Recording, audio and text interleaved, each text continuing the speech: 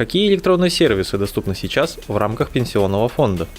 В личном кабинете гражданина доступны уже более 30 электронных услуг Пенсионного фонда Российской Федерации. Среди них наиболее востребованными в настоящее время считаются это подача заявления о назначении пенсии, о перерасчете размера пенсии, о смене способа доставки и пенсии и социальных выплат, о выдаче сертификата на материнский капитал, о распоряжении средствами материнского капитала, об управлении средствами пенсионных накоплений. Чтобы получить доступ к этим услугам, нужно зарегистрироваться на портале госуслуг.